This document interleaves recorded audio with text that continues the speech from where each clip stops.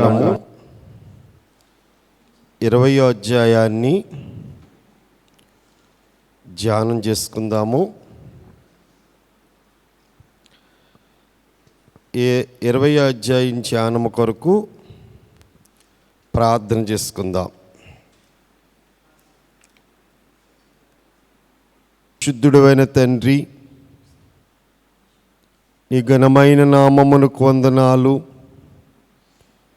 నేను పరిశుద్ధుడును గనుక మీరును పరిశుద్ధులై ఉండుడి అని సెలవిచ్చిన తండ్రి, మీకు స్తోత్రములు. ఏది పరిశుద్ధమైనదో ఏది అపవిత్రమైనదో తేల్చి చెప్పడానికి నీవు వాక్యమును రాయించి ఉన్నావు. నీకు స్తోత్రములు. భక్తుల జీవిత చరిత్రలో నుండి వారికున్న విశ్వాసం ఎంత గొప్పదో, వారికున్న నీ యందు భయభక్తులు కలిగిన జీవితం ఎంత గొప్పదో, వారు నీ కొరకు ఎలాగున నిరీక్షించారో, వారి యొక్క భక్తి జీవితము మేమందరం అనుసరించేటట్లుగా మాదిరి చూపించిన తండ్రి, నీకు స్తోత్రములు. ఇంత భక్తి కలిగి ఉన్నప్పటికీ వారి శారీరకంగా ఉన్న లోపములు చూపిస్తూ, ఈ లోపములు మీలో ఉండకూడదు అని మమ్మల్ని అపవిత్రమైన స్థితిలో నుండి తప్పించడానికి ఆ విషయములను కూడా లేఖనములో రాయించిన తండ్రి, మీకు స్తోత్రములు. 19 అధ్యాయాలు అయ్యా మాకు నేర్పించినందుకు నీకు స్తోత్రములు.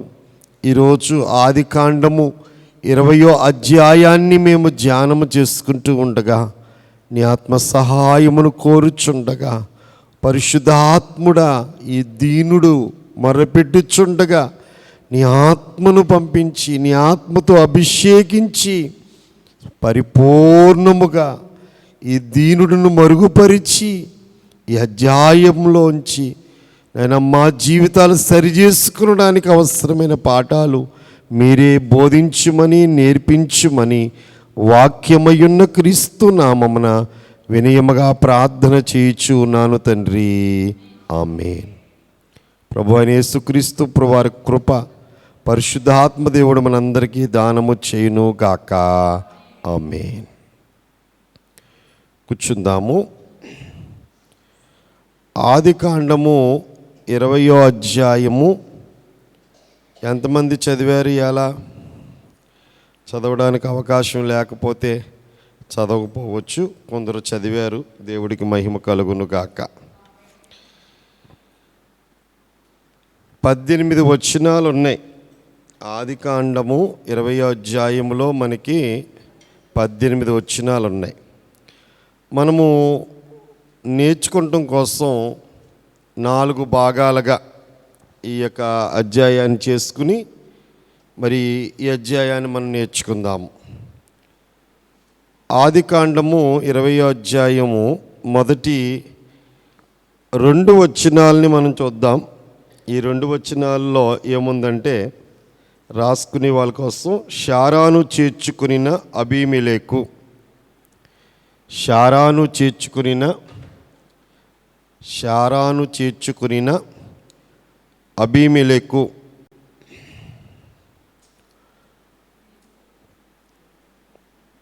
3వ వచనము నుండి 8వ వచనం వరకు దేవుని ప్రత్యక్షత పొందిన అబీమెలెకు, దేవుని ప్రత్యక్షత పొందిన అబీమెలెకు. 9వ వచనము నుండి 13వ వచనం వరకు అబీమెలెకు అబ్రహాము సంభాషణ. అబీమెలెకు అబ్రహాము సంభాషణ. 4వది షారాను అప్పగించిన అబీమెలెకు, షారాను అప్పగించిన అబీమెలెకు. 14 నుండి 18వ వచనం వరకు, చివరి వచనం వరకు. ఇప్పుడు మొదటి భాగంలో మొదటి 2 వచనాలను మనం అందరం కలిసి చదువుకుని వాక్య వివరణలోనికి వెళ్ళిపోదాము. అందరం బైబిల్ తెరిచి చూడండి. ఆదికాండము 20వ అధ్యాయం మొదటి 2 వచనాలు. అక్కడి నుండి అబ్రహాము దక్షిణ దేశమునకు తరలిపోయి కాదేశుకును షూరుకును మధ్య ప్రదేశములో నివసించి గెరారులో కొన్నాళ్ళు ఉండెను. అప్పుడు అబ్రహాము తన భార్య అయిన శారాను గూర్చి, ఈమె నా చెల్లెలని చెప్పెను గనుక గెరారు రాజైన అబీమెలెకు శారాను పిలిపించి తన ఇంట చేర్చుకొనెను. ఈ మొదటి 2 వచనాల్ని మనం చూసినప్పుడు అబ్రహాము గారి యొక్క ప్రయాణం 18వ అధ్యాయంలో మొదటి వచనం చదివితే అబ్రహాము గారు ఎక్కడున్నారు అంటే మరియు మమ్రే దగ్గర ఉన్న సింధూర వనములో అబ్రహాము ఎండవేళ అంటే అబ్రహాము గారి ఇంటికి వచ్చి దేవుడు 3 మనుషుల్లా కనబడి భోంచేసి దీవించి మళ్ళీ అక్కడి నుంచి సొదొమ గురించి మాట్లాడి సొదొమ రక్షించమని అబ్రహాము ప్రార్థన చేయడం. 19వ అధ్యాయం అంతా సొదొమ నాశనాన్ని గురించి మనం నేర్చుకున్నాం. నిన్న అధ్యాయంలో ఒక మాట ఉంటుంది. అబ్రహాము పొద్దున్నే లేచి చూచినప్పుడు మీకు 19వ అధ్యాయము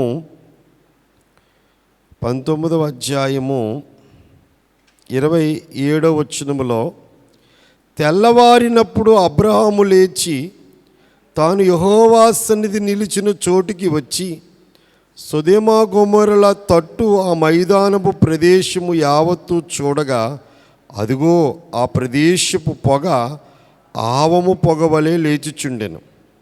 దేవుడు ఆ మైదానపు పట్టణమును పాడు చేసినప్పుడు దేవుడు అబ్రహామును జ్ఞాపకం చేసుకుని లోతు కాపురమున్న పట్టణమును నాశనం చేసినప్పుడు ఆ నాశనం మధ్యను లోతు నశించకుండా అతన్ని తప్పించెను. ఆ రోజు ఉదయమునే లేచి నాతో చెప్పెళ్ళారు. ఏం చేస్తాడు అసలు దేవుడు అన్నది చూచినప్పుడు అదంతా ఆ ప్రాంతం అంతా కూడా పొగ కమ్మేస్తుంది. మొత్తం ఆ ప్రదేశం అంతా కూడా పొగ ఆవరించేస్తుంది. బహుశా నేనేమైపోతానో నా కుటుంబం ఏమైపోతుందని ఒక ఆందోళన భయము బహుశా అబ్రహాము కలిగి ఉండొచ్చు. అక్కడ నుండి అంటే సొదొమ నాశనం అయిపోయిన ఆ సన్నివేశమును దూరముగా నుండి చూచి ఆ ప్రాంతాన్ని చూచి అక్కడి నుండి బయలుదేరి అబ్రహాము దక్షిణ దేశమునకు తరలిపోయి కాదేశుకును షూరుకును మధ్య ప్రదేశంలో నివసించి గెరారులో కొన్నాళ్ళు ఉండెను. ఆయన యాత్రలో మరొక స్థానం ఏదంటే గెరారు. ఈ గెరారు అనేది ఒక పట్టణము. దానికి ఒక రాజు కూడా ఉంటాడు. ఆ రాజు అబీమెలెకు. ఐగుప్తు దేశానికి ఎవరు రాజుగా ఉన్నా ఫరో అని పిలుస్తారు. ఐగుప్తు దేశానికి ఎవరు రాజుగా ఉన్నా సరే ఆ దేశ రాజుని ఏమని పిలుస్తారు? ఫరో అని పిలుస్తారు. అలాగే ఈ ఫిలిస్తీన్ల పట్టణమైన గెరారు అనే పట్టణానికి రాజు ఎవరైనప్పటికీ కూడా ఏమని పిలుస్తారంటే అబీమెలెకు అని పిలుస్తారు. భారతదేశానికి ఎవరు ప్రధానమంత్రిగా ఉన్నా వారి పేరు పెట్టి పిలవరు, కానీ వాళ్ళ హోదా ఏంటంటే ప్రధానమంత్రి, దేశ ప్రధాని. ఆ స్థానములు ఇప్పటికే మన భారతదేశంలో ఎంతోమంది ప్రధాన స్థానాన్ని ఆక్రమించుకున్నారు. వారు మరణించే వరకు కూడా కొందరు చేశారు ప్రధానమంత్రుల్లాగా. అలాగే ఇక్కడ కూడా అబీమెలెకు అనే రాజు ఈ గెరారు పట్టణానికి ఆయన రాజుగా ఉన్నాడు.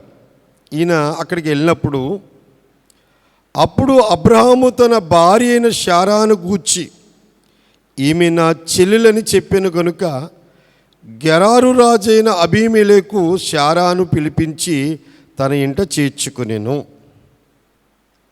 ఇక్కడ ఇదే విషయం ఇదే సందర్భం ఐగుప్తి రాజు కూడా చేశాడు.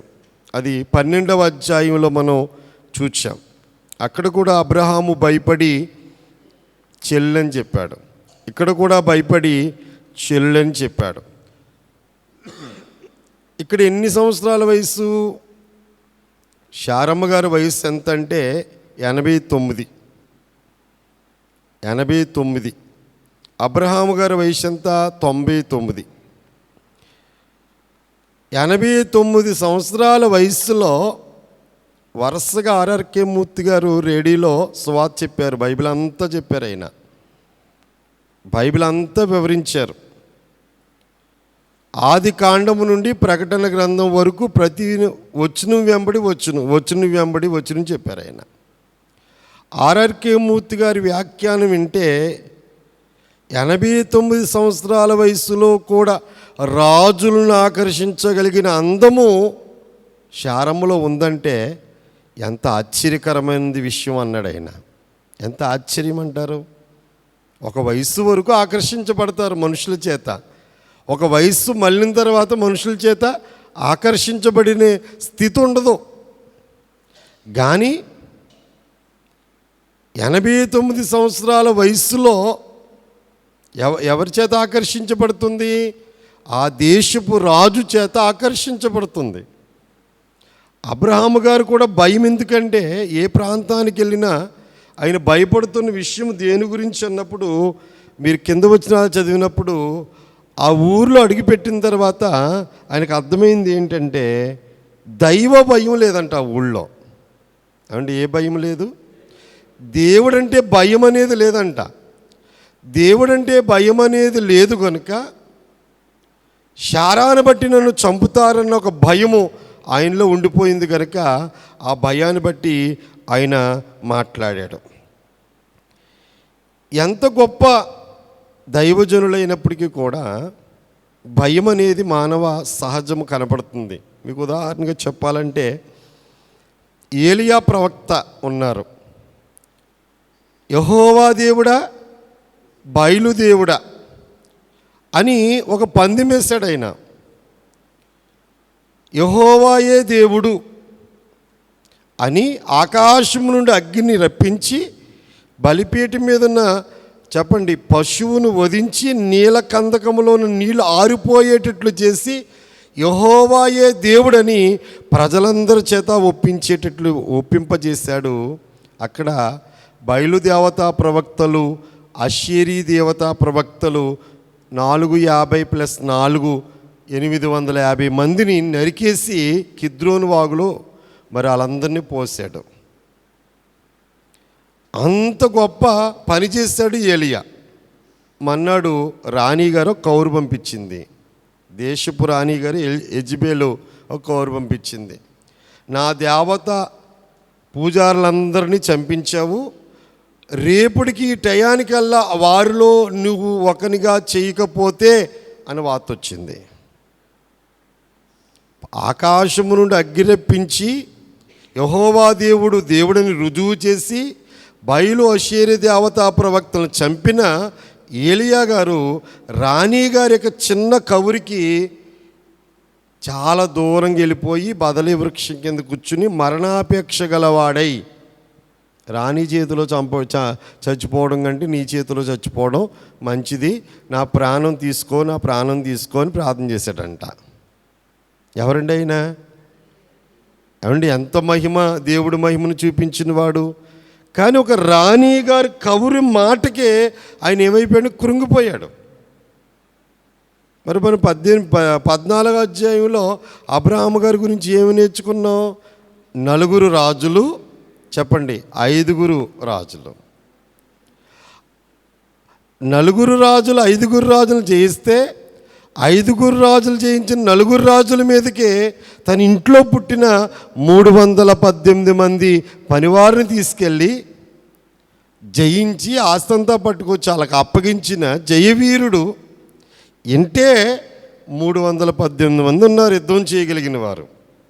ఇంత స్థితి కలిగిన వాడు ఆ రాజు ఏం చేస్తాడో, ఆ ప్రజలు ఏం చేస్తారో అన్న భయముతో ఆయన ఏం చేశాడు చెప్పండి?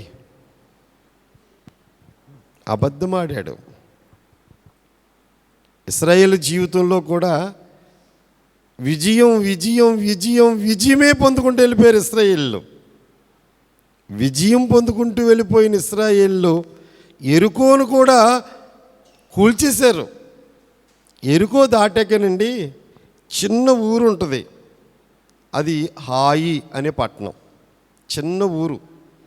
ఆ సైన్యాధిపతి అంటాడు, ఇంతమంది వెళ్ళి ఆ చిన్న ఊరి మీద ఎందుకు పడడం, ప్రయాసపడమే తప్ప కొద్దిమంది వెళ్తే జయించుకొచ్చేచ్చు అంటారు. ఓడిపోయారు అక్కడ. గొప్ప గొప్ప జయాలు పొందిన వాళ్ళందరూ చిన్ని విషయాల్లో ఓడిపోతారన్న సంగతిని జ్ఞాపకం చేయడానికే దేవుడు ఈ విషయాన్ని రెండవసారి రాయించాడు. అంటే అబ్రహాము గారి జీవితంలో 2 సార్లు అబద్ధమాడాడు. ఒక చరణం పాడుకుందాం.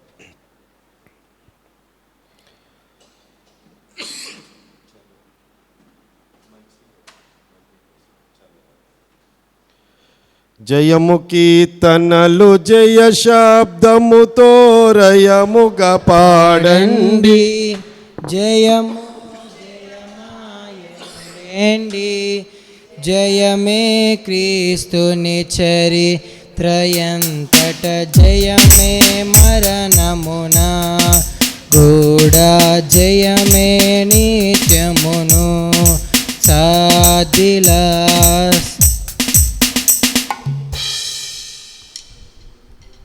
బలహీనతలు అంత గొప్ప జయము పొందినా సరే చిన్ని విషయాల్లోనే మనం ఓడిపోతుంటాం.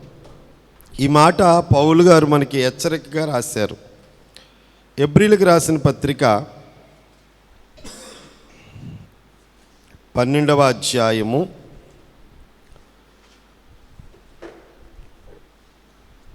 1-2 వచనాలు.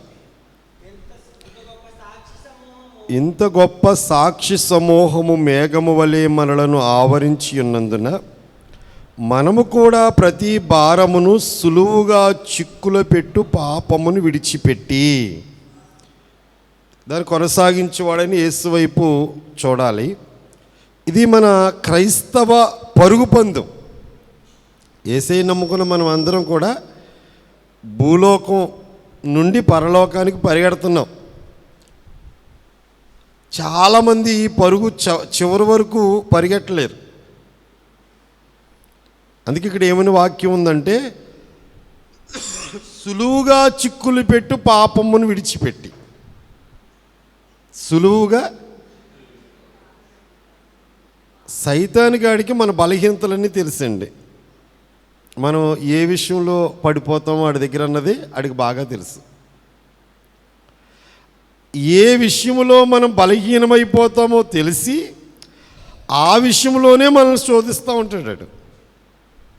ఏ విషయంలో బలహీనమైపోతామో అన్నది సైతాన్ని తెలుసు కనుక ఆ విషయంలో మనల్ని ఏం చేస్తాడో శోధిస్తూ ఉంటాడు. ఇప్పుడు అబ్రహాం మనసంతా ఏంటంటే, అంటే వాస్తవంగా చెప్పడానికి బయలుదేరినప్పుడే 75 సంవత్సరాల వయసులో అలా సొంత ఊరు నుంచి బయటకు వచ్చినప్పుడే చెప్పాడంట, నువ్వు చెల్లెను నేను అన్నయ్య అని పిలువు, నేను చెల్లెని పిలుస్తానని ఒప్పందం అక్కడే అయిపోయిందంట. తర్వాత రాజుగారితో చెప్పినప్పుడు ఉంటుంది ఆ మాటలు. ఏంటి భయము అంటే, తనను బట్టి నన్ను ఏమైనా చేస్తారన్న భయం.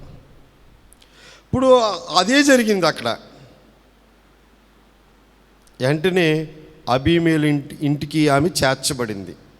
ఫరో దగ్గరికి కానీ అబీమేలెకు దగ్గరికి కానీ ఆనాడు చరిత్రకారులు చెప్పిన మాటల ప్రకారం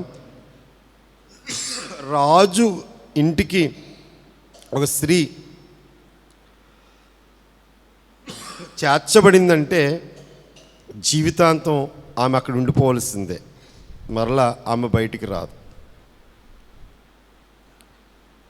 ఏ రాజు కూడా మరలా బయటికి పంపించరు.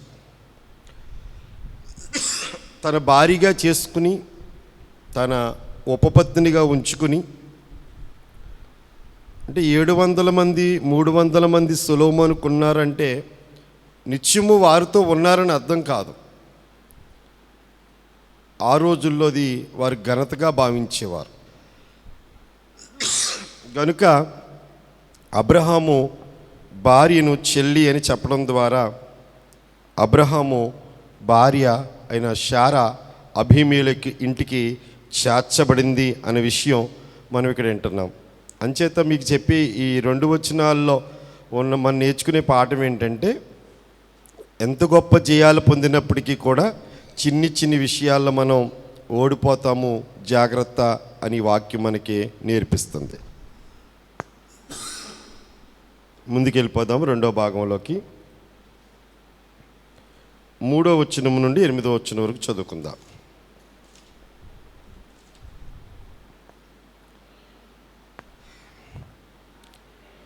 అందరూ చదవండి, మైకులో చదవండి.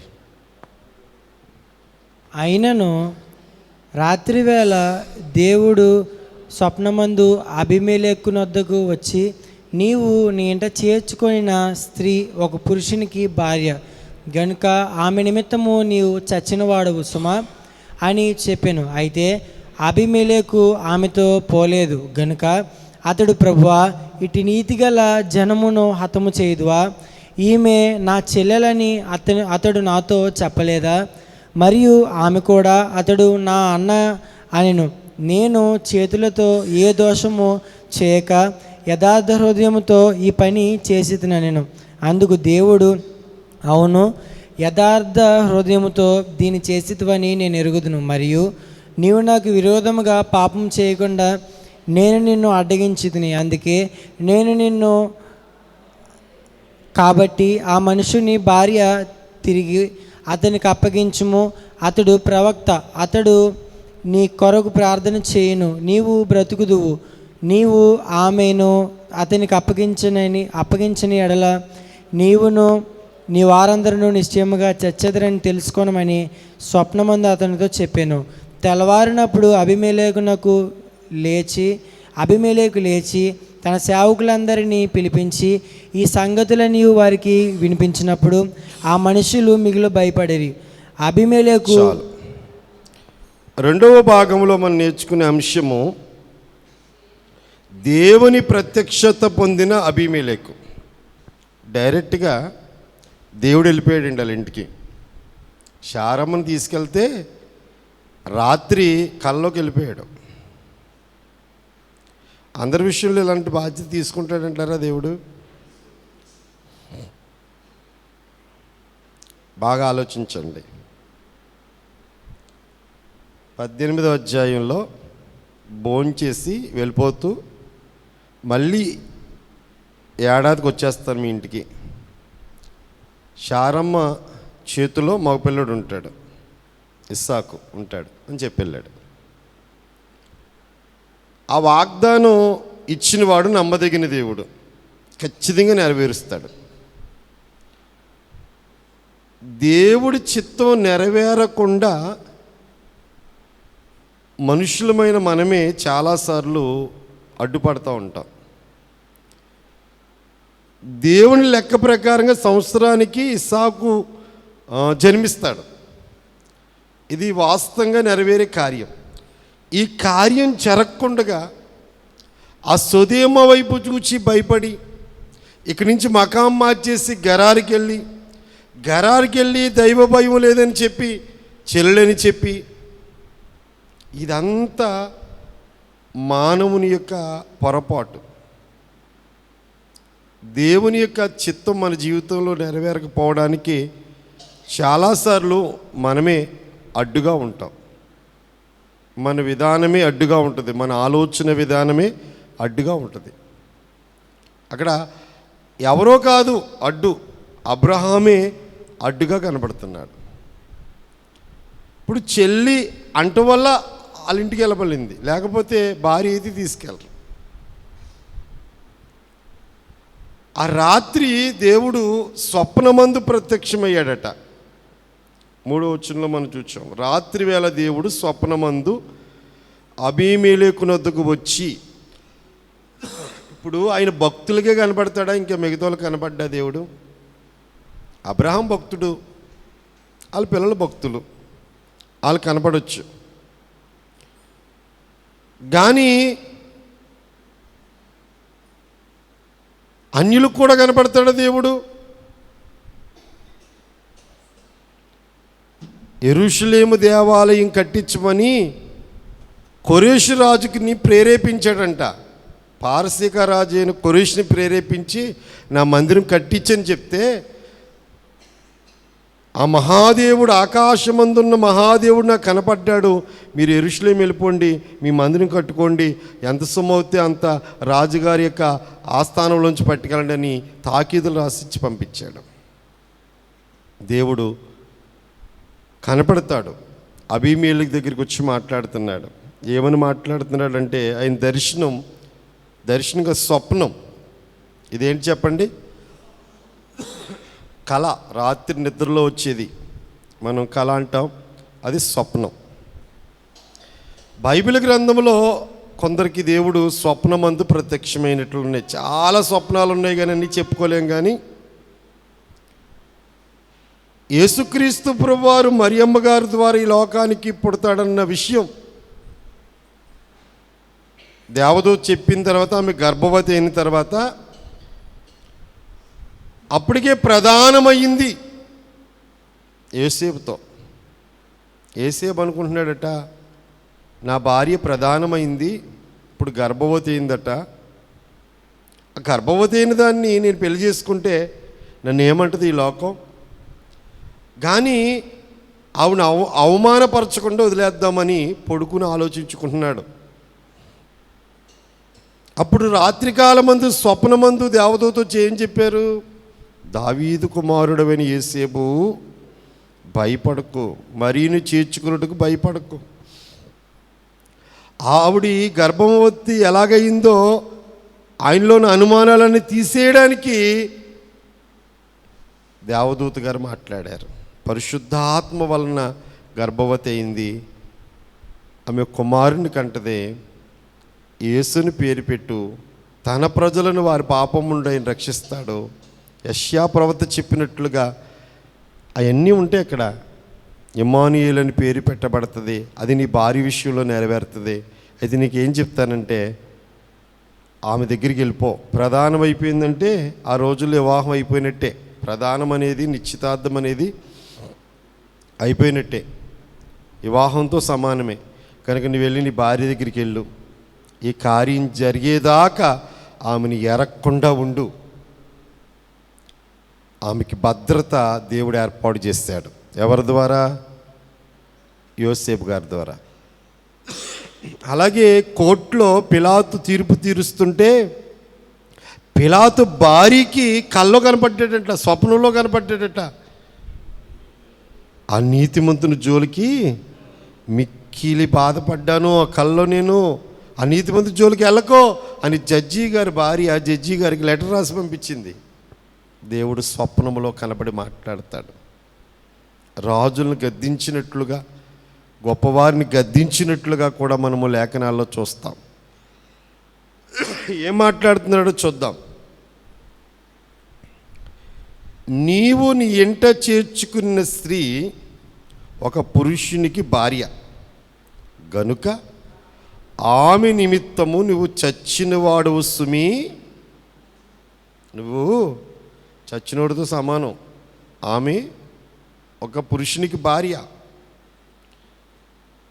అయితే అబీమెలెకు ఆమెతో పోలేదు గనుక అతడు, ప్రభువా, ఇట్టి నీతిగల జనమును హతము చేయుదువా? ఈమె నా చెల్లని అతడు నాతో చెప్పలేదా? మరియు ఆమె కూడా అతడు నా అన్నని అనెను. నేను చేతులతో ఏ దోషము చేయక యథార్థ హృదయముతో ఈ పని చేసి తిని. అంటే ఆమె ఇంటికి చేర్చబడింది కానీ ఆమె మీద ఈయన చేయి పడలేదు. ఇట్టి నీతి గల జనాన్ని నాశనం చేసేస్తావా, వాళ్ళు అలా చెప్పారని నేను ఇంటికి రప్పించాను కానీ ఆమెమో అన్నందే, ఆయనేమో చెల్లన్నాడు, అందుకే రప్పించానన్నాడు. అందుకు దేవుడు, అవును, యథార్థ హృదయముతో దీన్ని చేతివని నేను ఎరుగుదును, మరియు నీవు నాకు విరోధముగా పాపము చేయకుండా నేను నిన్ను అడ్డగించి తిని, అందుకే నేను నిన్ను ఆమెను ముట్టనివ్వలేదు. నువ్వేదో చేరలేదంటున్నావు కాదు, నేను చేసింది ఆ పని. ఏం చేశాను? ఆమె దగ్గర నువ్వు వెళ్లకుండా నేను చేశాను, ఆపింది నేను. ఏంటి అయినా అండే మాట? ఆ మాట, నీవు నాకు విరోధముగా పాపము చేయకుండానట్లు. నీవు నాకు విరోధముగా, అమ్మ బాగా ఆలోచిద్దాం ఇక్కడ. ఒకని భార్యను తీసుకొనడం అనేది దేవునికి విరోధంగా చేసిన పాపం అంట. ఒకనికి భార్య అయిన తర్వాత ఆమెని తెచ్చుకుంటాం అనేది, కోడడం అనేది దేవుడు స్వయంగా చెప్పిన మాట. ఇక్కడ ఏమని మాట్లాడుతున్నాడు? నీవు నాకు విరోధంగా పాపం చేయకుండా, నువ్వు ఇన్నే మనిషివు కాబట్టి వచ్చి అడ్డగించాను. అంటే మనం ఇక నేర్చుకునే పాఠం ఏంటంటే, ఒకనికి భార్య అయిపోయిన తర్వాత ఆమెను ఎవ్వరూ ఆమె మీద మనస్సు లేకుండా ఉండాలి. ఒకవేళ నువ్వు అలా చేస్తే కనుక అది ఆ పాపం ఎవరికి విరోధంగా చేసిన పాపం అండి? దేవునికి విరోధంగా చేసిన పాపం. మనకి ఆజ్ఞలు ఇచ్చాడా? 10 ఆజ్ఞలు ఇచ్చాడండి దేవుడు. చివరాజ్ఞ ఉంటుంది, నీ పొరుగువాని ఏది ఆశించొద్దు అని చెప్తూ, కిందకంటే వచ్చు ఎద్దు, గాడిద, పనుడు, పనికెత్తి అని చెప్తూ నీ పొరుగువాని భార్యను ఆశించొద్దు అన్నాడు. అంటే అది దేవునికి విరోధమైన పాపం. ఎవరికి విరోధమైన పాపం? కొన్ని చూద్దాం, చూడండి, లేఖనాలు చూద్దాం, లేఖనాలు పరిశీలన చేద్దాం. ఆదికాండం 39:9 నీవు అతని భార్యవైనందుకు నేను తప్ప మరి దేనిని నాకు అప్పగింపక ఉండలేదు. కాబట్టి నేనెట్లు ఇంత ఘోరమైన దుష్కార్యం చేసి దేవునికి విరోధముగా పాపము కట్టుకుందునని తన యజమానుని భార్యతో నేను. అమ్మా, యోసేపు గారు పోతీఫర్ భార్య దగ్గర మాట్లాడుతున్నాడు. మంచి యవన కాలంలో ఉన్న యవనస్తుడు ఏం మాట్లాడుతున్నాడు తెలుసా? ఆస్తి మొత్తం అన్నీ అప్పగించాడు నాకు, నిన్ను మాత్రం నాకు అప్పచెప్పలేదు. నేను ఒకవేళ నువ్వు చెప్పినట్లుగా నేను చేస్తే దేవునికి విరోధముగా పాపము కట్టుకొందును అంటున్నాడండి. నువ్వు అతని భార్యవు, నేను ఆ తప్పు చేస్తే కనుక నేను దేవునికి విరోధంగా తప్పు చేస్తాను అంటున్నాడు. 51వ కీర్తన 4వ వచనం. 51:4 కీర్తనల గ్రంథం అండి. కీర్తనల గ్రంథం 51వ కీర్తన 4వ వచనం. నీకు కేవలము నీకే విరోధముగా నేను పాపం చేసి ఉన్నాను, నీ దృష్టి ఎదుట నేను చెడుతనం చేసి ఉన్నాను. దావీదు గారు పాపం చేసిన తర్వాత ఒకని భార్య, ఆమె కూడా ఒకని భార్య, ఊరియా భార్య. ఇప్పుడు దేవుడి పాదాల దగ్గర కూర్చుని ఏం చేస్తున్నాడు ఆయన? కేవలము నీకే విరోధముగా నేను పాపం చేశాను. ఎవరికి విరోధమైన పాపం అండి ఇది? దేవునికి విరోధమైన పాపం. బైబిల్ గ్రంథంలో దేవునికి విరోధమైన పాపాలు ఇంకేమన్నా ఉన్నాయంటే కొన్ని త్వరగా చూచి మన వాక్యాన్ని ముందుకు కొనసాగించుకుందాం. యెహోషువ గ్రంథం 7వ అధ్యాయము యెహోషువ గ్రంథము 7వ అధ్యాయము 20-21 వచనాలు. ఆకాను యెహోషువతో, ఇశ్రాయేలీయుల దేవుడైన యెహోవాకు విరోధముగా నేను పాపము చేసినది చాలు, నిజము. సమయం చాలదు కానీ ఆకాను యెహోషువ దగ్గర ఏం చెప్తున్నాడు? నేను ఎవరికి విరోధంగా చేశాను? ఇశ్రాయేలు దేవుడైన యెహోవాకు విరోధంగా నేను పాపము. ఎందుకని చేసిన పాపం ఏంటి?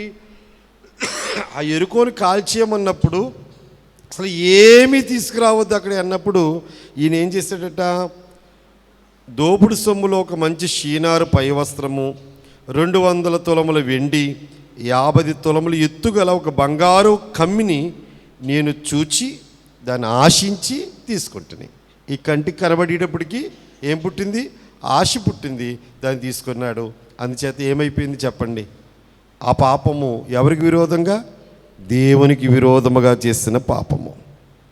లూకాసు వార్త 15వ అధ్యాయము 18-20 వచనాలు చూస్తే, లూకాసు వార్త 15వ అధ్యాయము 18వ వచనం నుండి 20వ వచనం వరకు. నేను లేచి నా తండ్రి వద్దకు వెళ్ళి, తండ్రి, నేను పరలోకమునకు విరోధముగాను నీ ఎదుటను పాపము చేసి తిని, ఇక మీదట నీ కుమారుడినని అనిపించుకొనుటకు యోగ్యుడను కాను. నన్ను నీ కూలివాణిలో ఒకనిగా పెట్టుకొనమని అతనితో చెప్పుదిననుకొని లేచి తండ్రి వద్దకు వచ్చాను. వాడింకనూ దూరముగా ఉన్నప్పుడు తండ్రి వాణిని చూచి కనికరపడి పరిగెత్తి వాని మెడ మీద పడి ముద్దు పెట్టుకొనాను. ఇక్కడ నేను పరలోకమునికి విరోధంగా పాపం చేశాను. దుర్వ్యాపారం అనేది వ్యాపారం చేయాలండి, చెడ్డ వ్యాపారం చేయకూడదు.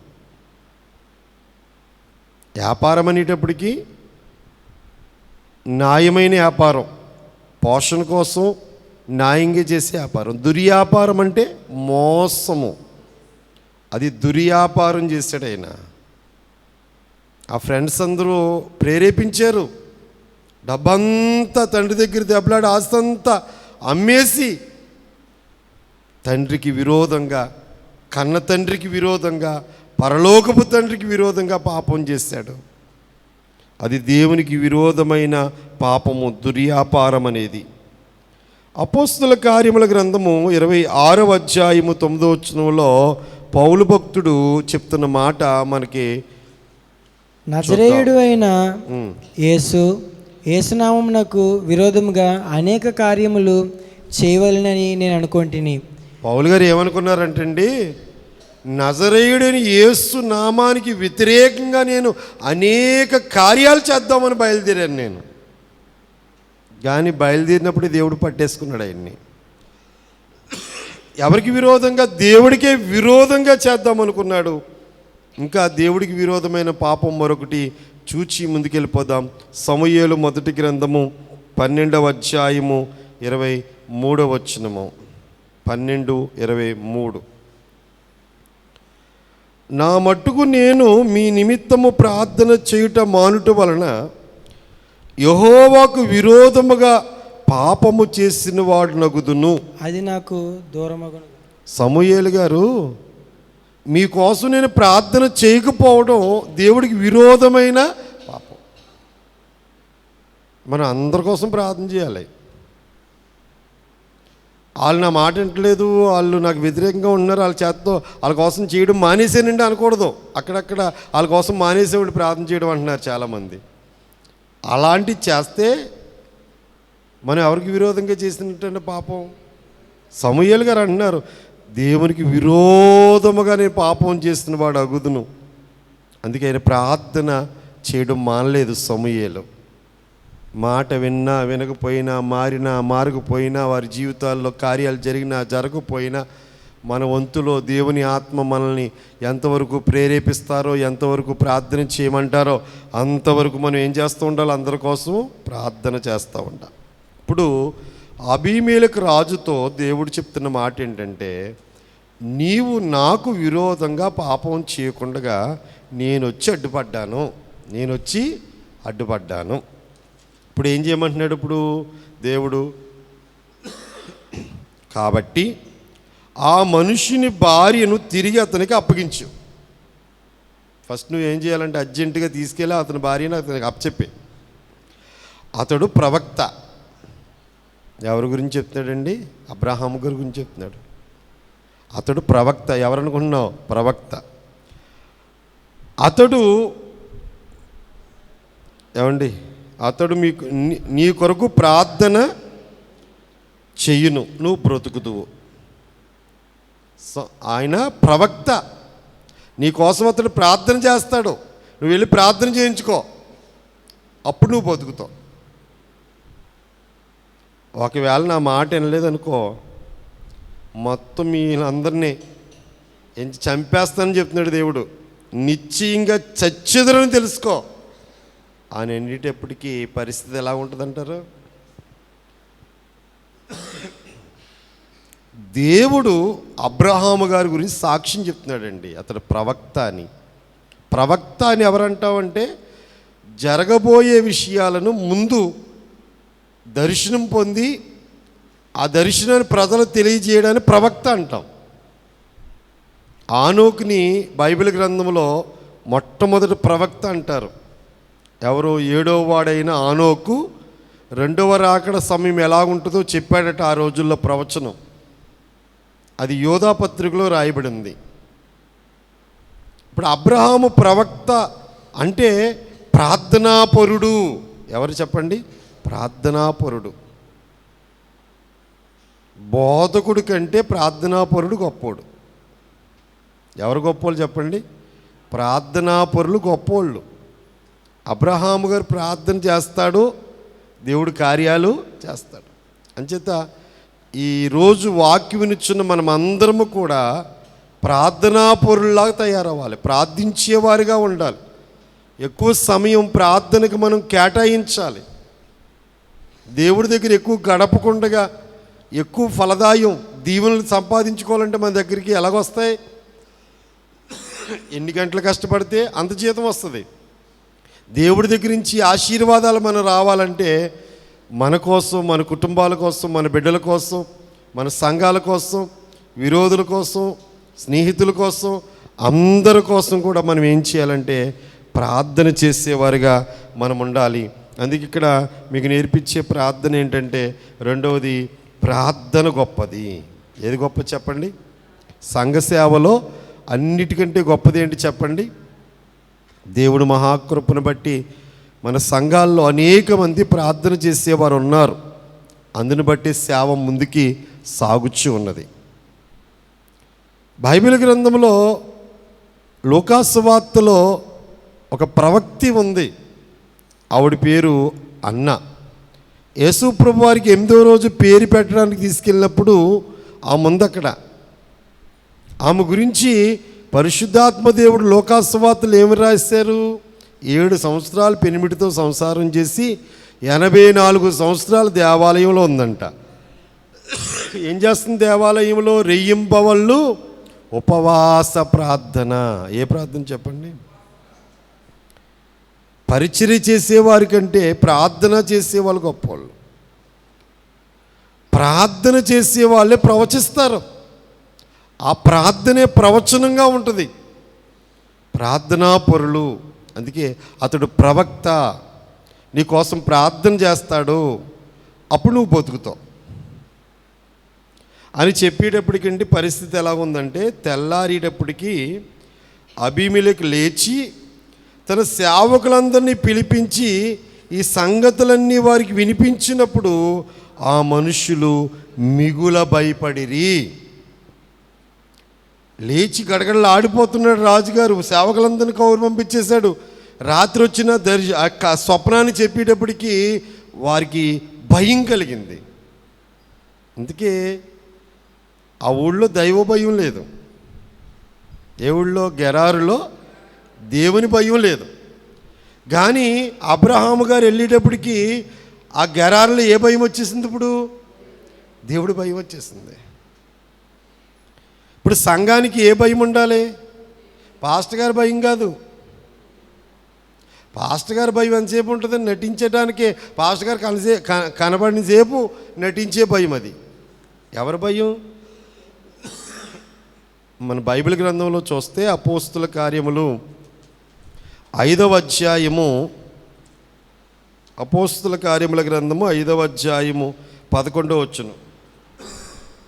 సంఘమంతటికి సంఘమంతటికిని ఈ సంగతులు వినిన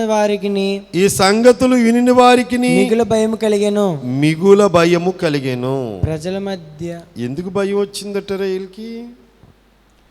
ఆ రోజుల్లో స్టార్టింగ్ సంఘం స్థాపించిన దినాల్లో, అపోస్తులందరూ కూడా యెరూషలేములో ఉన్న దినాల్లో దేవుడి మీద వారికి ఉన్న అత్యధికమైన ఆసక్తిని బట్టి చిరాస్తులు అమ్మేసి అపోస్తుల పాదాల దగ్గర పెట్టి అందరూ సమిష్టిగా వండుకుని తింటూ సేవ చేశారు. ఆ రోజుల్లో ప్రారంభ సేవ అలా ఉంది. చిరాస్తులు అమ్మేసి ఆ మూటలు పట్టుకొచ్చి అపోస్తుల పాదాల దగ్గర పెడితే వీళ్ళందరూ కలిపి వండుకుని తింటూ సేవ చేశారు ఆ రోజుల్లో. అననీయ సఫీరా అనేవారు కూడా చెప్పండి అలాగే ఆస్తంతా అమ్మేసి, కానీ ఆశ సగం డబ్బు ఇంట్లో పెట్టుకున్నంట, సగం మూటట్టుకొచ్చారంట. ఎంతో కొంత మూట వచ్చిందిలే అని నేను అనుకుంటాను పాస్టర్గా, కానీ అక్కడ నాలాంటి పాస్టర్గా కాదు, అక్కడ ఉంది. అక్కడ ఎవరో పరిశుద్ధాత్మ పూర్ణుడైన పేతురుండి, అననీయ ఇంతకే అమ్మావా అన్నాడు. అవును, ఇంతకే అమ్మాను. అక్కడ ఉంటుంది చూడండి ఆ మాట ఎంత. 5వ అధ్యాయంలో, అప్పుడు పేతురు, అననీయ నీ భూమి వెలలో కొంత దాచుకుని పరిశుద్ధాత్మను మోసపుచ్చుటకు సాతాను ఎందుకు నీ హృదయమును ప్రేరేపించెను? వెంటనే అయ్యా తప్పు అయిపోయింది అనవలసింది, అనలేదు. చనిపోయాడు. అందులో పడుసోళ్ళు వేసారంట సంఘంలో, తీసుకెళ్ళి పాతి పెట్టేశారు. భార్య రావడం, పిల్లలు రావడం, ఆడు చూడాలి ఈడు చూడాలి, మన కార్యక్రమాలు భలే ఉంటాయిలేండి. అంటే చచ్చిపోయినట్టు తీసుకెళ్ళి కప్పెట్టేసి వాళ్ళు వచ్చేలోపు ఈ వంటలన్నీ వండుకుని అన్నీ చేసుకుని ఇవిడు వచ్చిందంట. ఇది భర్త చచ్చిపోయాడు, సమాధి చేశారు సంగతి కూడా తెలియదు ఆవిడికి. పనులన్నీ చేసుకుని గుళ్ళోకి వచ్చేటప్పటికి ఇంచుమించు 3 గంటల సేపటికి 7వ వచనంలో వాని భార్య జరిగినది ఎరుగక లోపలికి వచ్చాను. అప్పుడు పేతురు, మీరు ఆ భూమిని ఇంతకే అమ్మితేరా? నాతో చెప్పుమని ఆమెను అడిగాను. అందుకు ఆమె, అవును ఇంతకే అని చెప్పాను. అందుకు పేతురు, ప్రభు యొక్క ఆత్మను శోధించుటకు మీరు ఎందుకు ఏకీభవించితిరి? ఇదిగో నీ పెనిమిటిని పాతి పెట్టిన వారి పాదములు వాకిటినే ఉన్నవి, వారు నిన్ను మోసుకుని పోదురని ఆమెతో చెప్పాను.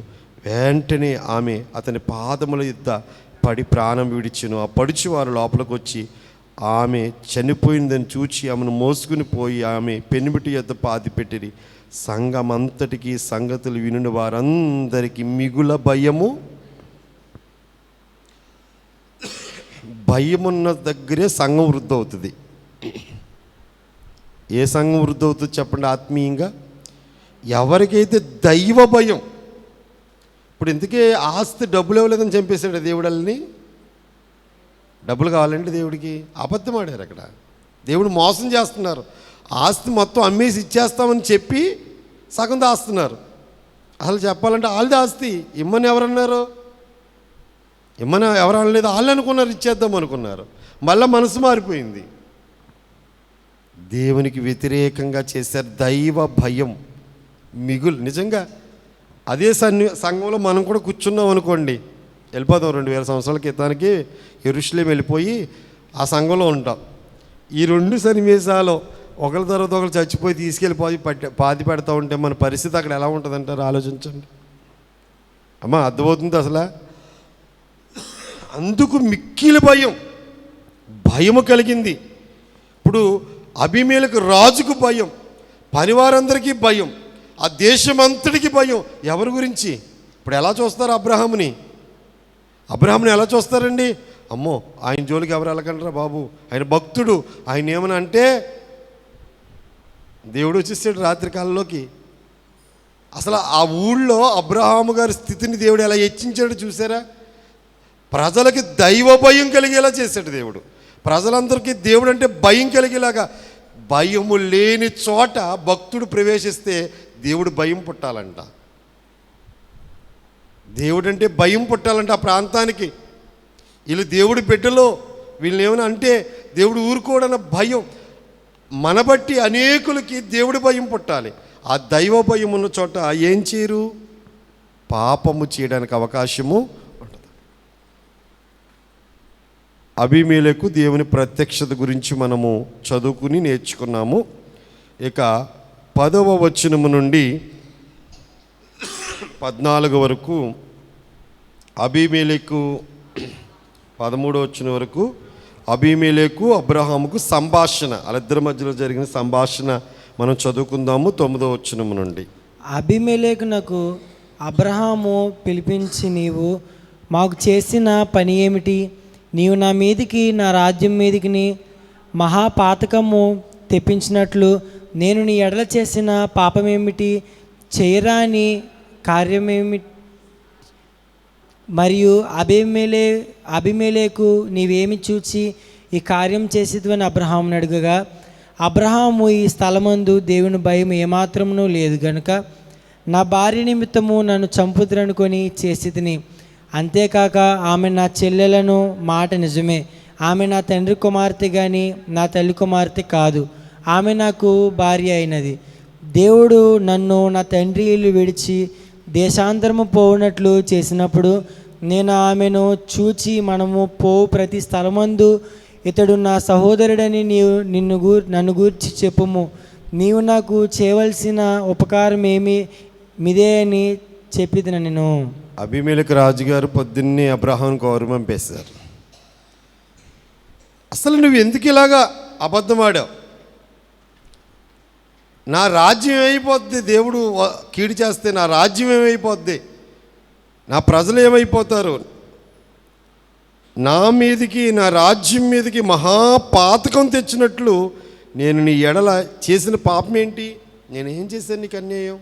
చేయరాని కార్యం నాకు చేసావు నువ్వు. ఇప్పుడు నా జీవితంలో ఈ మచ్చలా ఉండిపోద్ది కదా.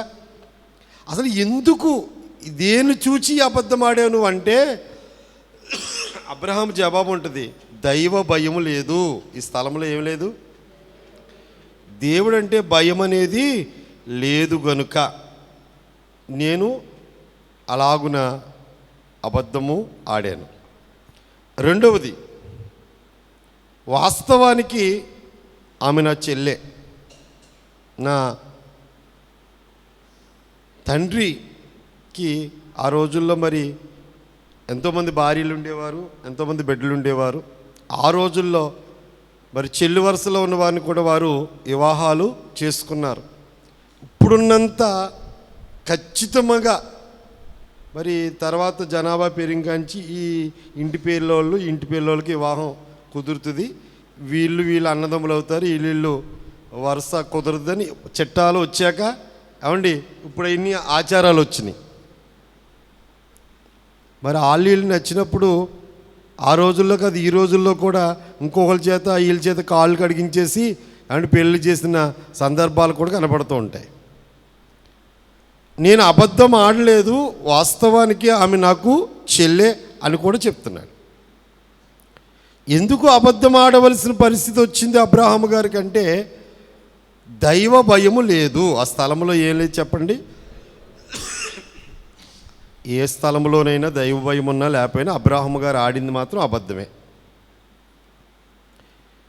అబ్రహాము గారి జీవితం టోటల్గా పరిశీలిస్తే రెండు పొరపాట్లు కనపడుతూ ఉంటాయి అబ్రహాము గారి జీవితంలో.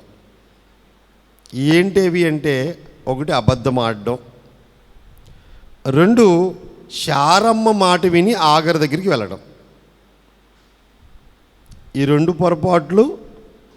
పొరపాట్లనే బైబిల్ చెప్తుంది. అబద్ధం ఆడడం అనేది పొరపాటే చెప్పండి. శారమ్మ మాట విని దైవ ప్రమాణం, దైవ చిత్తానికి వ్యతిరేకంగా ఆగర్ను కోడడం అనేది కూడా తప్పే అని చెప్పి దేవుని వాక్యం చెప్తుంది. అందుచేత దైవ భయము లేని ఆ స్థలములో అబ్రహాము ఏం కలుగు చేశాడు చెప్పండి? దేవుడు భయం వచ్చింది. ఇప్పుడు ఆ ప్రాంతమంతా గెరారంతా కూడా దేవుడు ఉన్నాడు. రాజుగారు కనబడ్డాడట, అప్పచెప్పకపోతే చంపేస్తానని చెప్పాడంట, మొత్తం నిశ్చయంగా చంపేస్తానని చెప్పాడంట. అంటే ఇంకా దేశమంతా పాపం చేస్తారంటారా? ఎంత భయం కలిగి ఉంటారండి.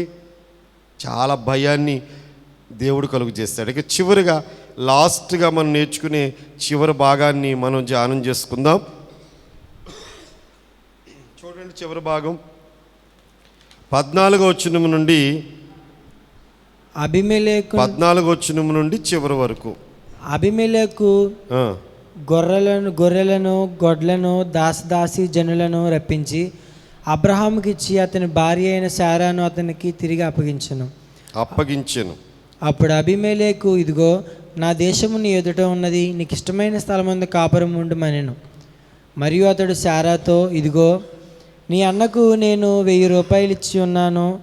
ఇది నీ యొద్దనున్న వారందరి దృష్టికి ప్రాయశ్చిత్తముగా నుండటికై ఇది నీ పక్షముగా ఇచ్చి ఉన్నాను.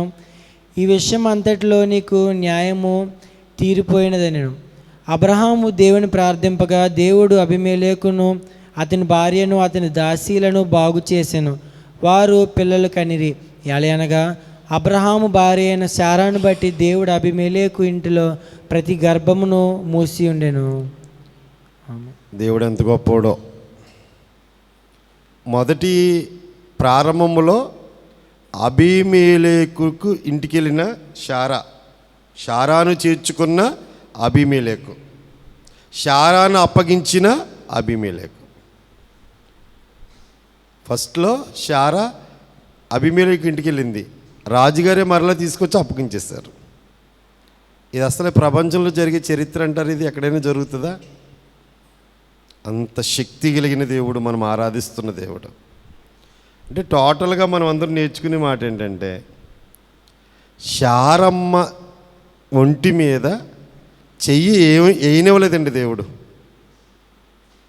ఫరో చక్రవర్తి చెయ్యి ఇవ్వనివ్వలేదు.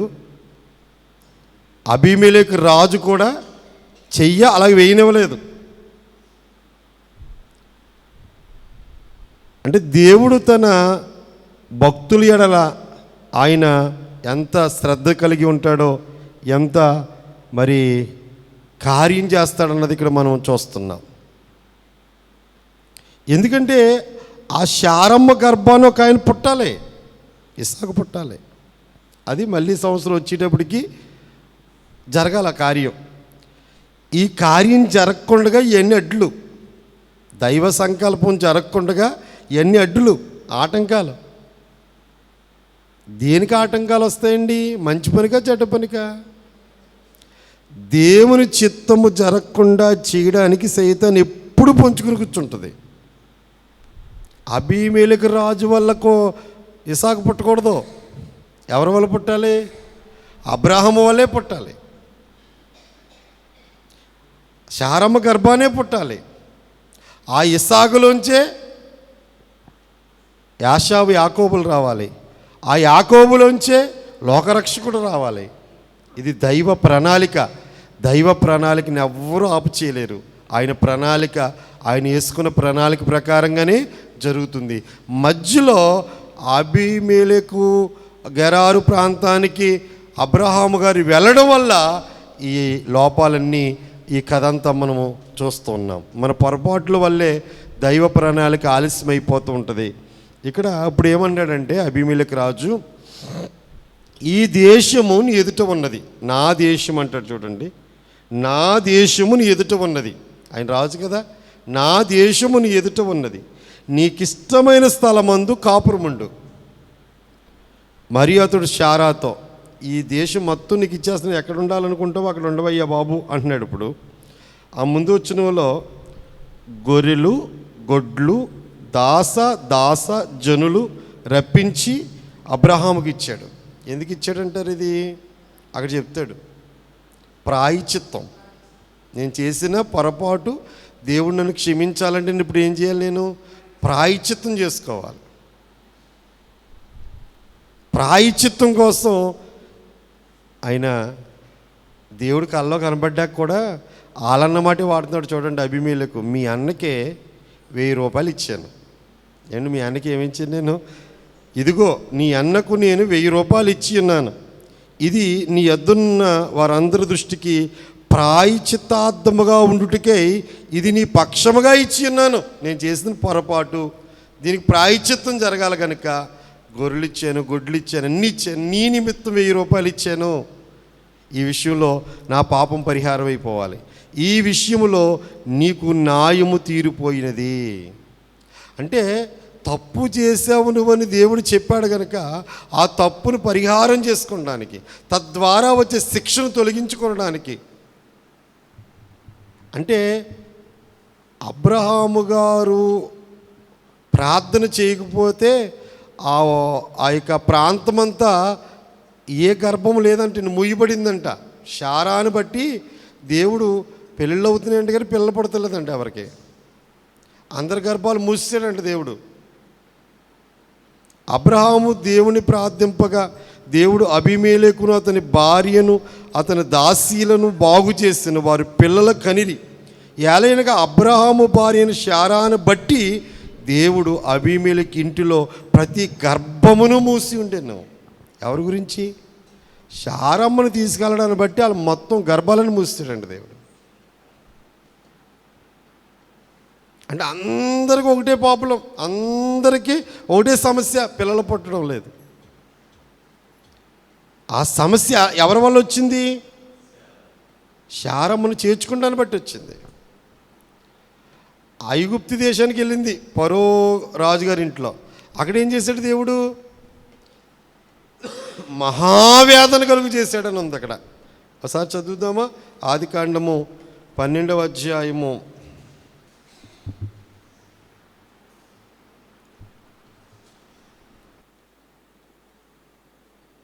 12వ అధ్యాయంలో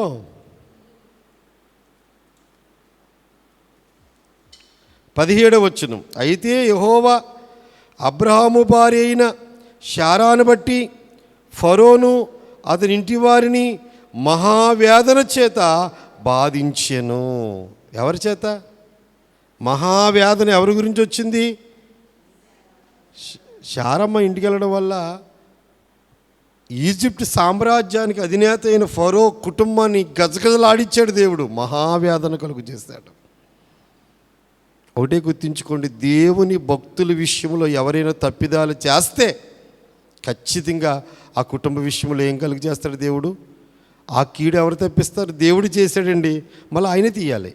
దేవుడు చేశాడు కాబట్టి ఆ కీడుని ఆయనే తొలగించాలి తప్ప ఇంకెవరో తొలగించరు. అందుకే దేవుడు చెప్పాడు, అతడు ప్రవక్త, నువ్వు అర్జెంటుగా కౌరు పంపించి ప్రార్థన చేయించుకో, అప్పుడు నేను బాగు చేస్తాను అన్నాడు. ఇప్పుడు అబ్రహాం వచ్చి ఎవరింటికాడ ప్రార్థన చేస్తున్నాడు? అబీమెలెకు రాజుగారి ఇంటికాడ ప్రార్థన చేస్తున్నాడు. అబ్రహాము దేవుని ప్రార్థింపగా దేవుడు అబీమెలెకు అతని భార్యను అతని దాసీలను బాగు చేసెను, వారి పిల్లల కనిరి. అబ్రహాముకున్న గొప్ప భక్తి జీవితం. ఆయన ప్రవక్త అండి, ఆయన ప్రార్థనాపరుడండి. ఆయన ఏం చేయమంటే దేవుడు ఆ కార్యం చేస్తాడండి. ఆయన ప్రార్థన చేస్తే లోతు కుటుంబం బయటికి వెళ్ళేదాకా నేను ఏం చేయలేను అన్నాడండి. నిన్న అధ్యాయంలో మనం ఏమనుకున్నాం? నువ్వు ఆ ఊరు వెళ్ళేదాకా నేను ఏం చేయలేనని కూర్చున్నాడు దేవుడు. ఎందుకు చేయలేని కూర్చున్నాడు? అక్కడ అబ్రహాం నాతో చెప్పాడు, మనసులో లోతుని కుటుంబాన్ని రక్షించమని భావం ఉంది, నాకు తెలిసింది. నీకోసం అంత బతిమాలుకుని కూర్చున్నాడు. 50 మంది, 45 మంది, 40 మంది, 30 మంది, 20 మంది, 10 మందిని బతిమాలాడు. 20, 10 తగ్గించాడు. మనసులో నువ్వు ఉన్నావు, నిన్ను రక్షించమని అంత బతిమాలాడు. కనుక నువ్వు వెళ్ళి ఆ ఊరి నుంచి ఆడు ఎంత దూరం వెళ్ళిపోతావు అక్కడ వెళ్ళేదాకా నేనేం చేయలేని కూర్చున్నాను అన్నాడు. అంత గొప్ప ప్రార్థనాపరుడు అబ్రహాం.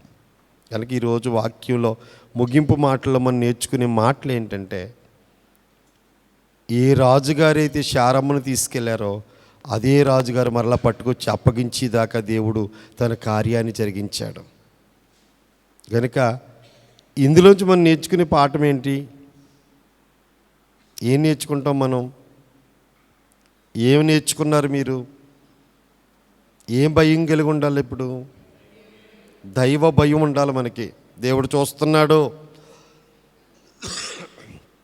వైవి రత్నయ్య గారు చెప్తూ ఉండేవారు, నువ్వు చేసిన ప్రతీది ఏం చూస్తున్నాడో, నువ్వు కళ్ళు ఏం చూస్తున్నాయో దేవుడే చూస్తున్నాడు, నువ్వు చేసే ప్రతిక్రియ దేవుడు చూస్తున్నాడు అన్న దైవ భయం మనం కలిగి ఉన్నప్పుడు అబ్రహాము కుటుంబాన్ని దేవుడు ఎలా కాపాడాడో అలాగ మనల్ని, మన కుటుంబాలను కాపాడుతాడు.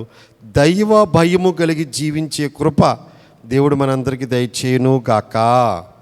మనం ఉన్న మన గృహాల్లో కానీ మన ఇరుగు పొరుగు వారు కానీ దైవ భయం మన వల్ల వాళ్ళందరికీ దైవ భయము కలుగును గాక. ప్రార్థన చేసుకుందాం.